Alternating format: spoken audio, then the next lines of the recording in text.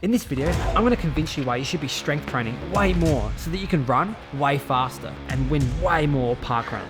But most importantly, not get injured all the time.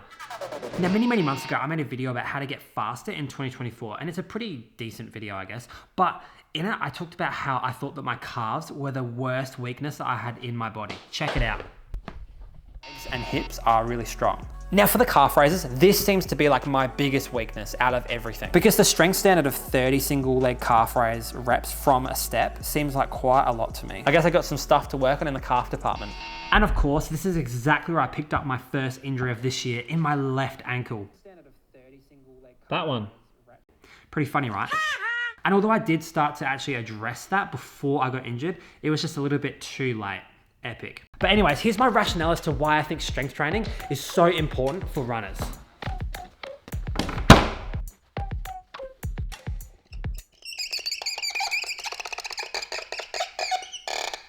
Well, there is a spectrum of muscle fiber types in each muscular unit, ranging from fast and powerful type 2 fibers that produce big contractions, and onto the other end of the spectrum, we have our type 1 fibers that are more aerobically strong, but aren't as powerful and don't fatigue as fast. So being able to hit these fast twitch muscle fibers regularly in your training is gonna help you to run like Tom Cruise at the end of your marathon.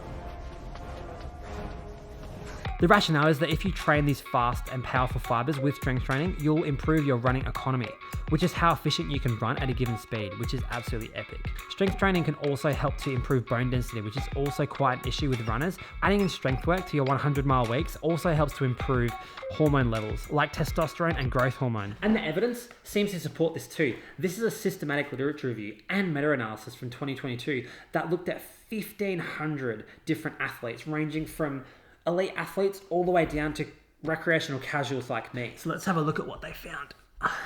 So here's what they found. Exercise-based interventions do not appear to reduce the risk or rate of running-related injuries. Wait, what?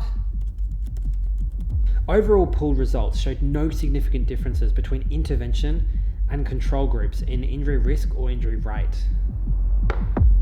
No way.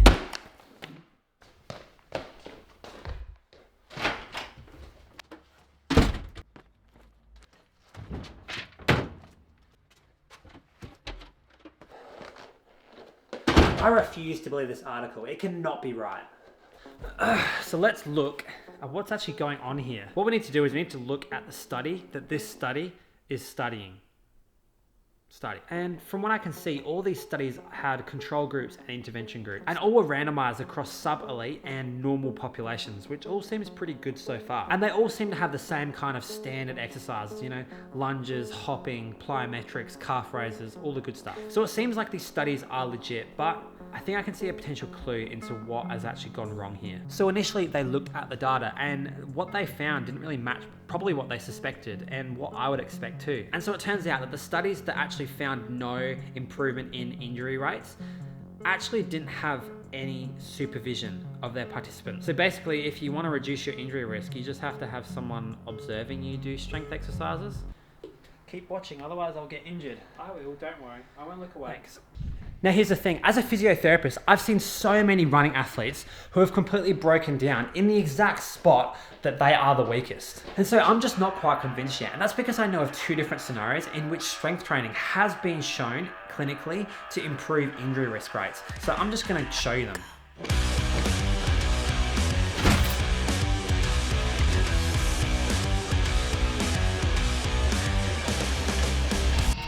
This old boy's back from injury after 8 weeks. Just a nice, easy 1 minute on, 1 minute off.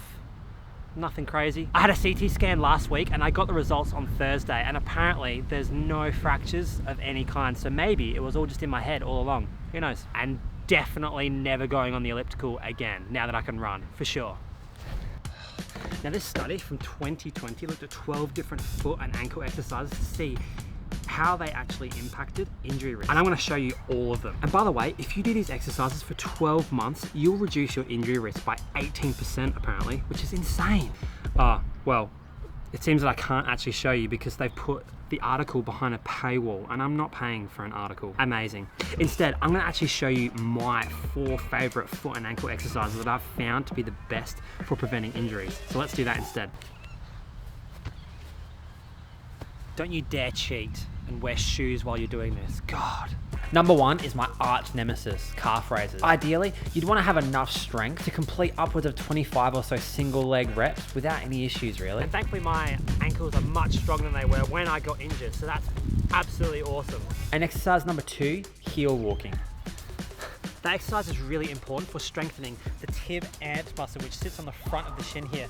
That is actually the first thing to contract when you hit the ground and absorb that initial contact. So it's really important to strengthen this up, otherwise you're going to end up with shin splints. Absolutely 100%. And number 3, I call this one the star balance. Basically, you mark out 4 different directions: forwards, backwards, sideways. You do a single leg squat, and with the leg in the air, you move that and tap it in the 4 different directions. Epic exercise. And number 4, I call this foot doming. Basically what it means is that you're going to maintain your arch whilst doing other movements. It's actually kind of hard. Here you can see how I bring my first metatarsal back towards my heel bone to raise my arch into a nice supported position. Then you can do some static balance drills whilst maintaining this foot dome. Epic. Pretty good, right? So here's the reason why I think this study had such good results, just like some of the articles in the meta-analysis that we talked about earlier. And it's really, really simple.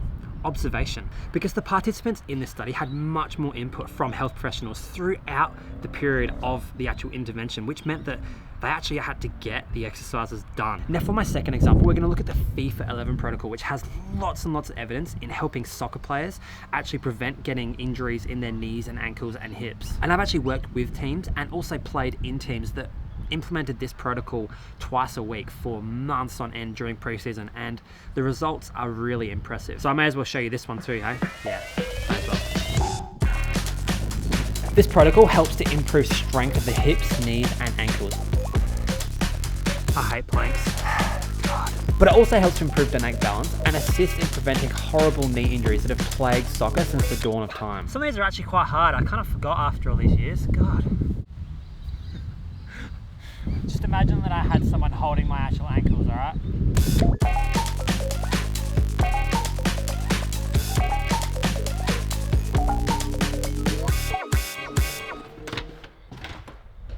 Now here's what I suspect is happening with runners and strength training. They're just not doing it. Or if they are doing it, they're doing it for like 2 weeks and then just completely stopping for a bit. Because the thing is, runners tend to not stick to a plan, especially when it comes to strength training. You know, a couple of calf raises here, a couple of lunges here, nothing for 5 days or so.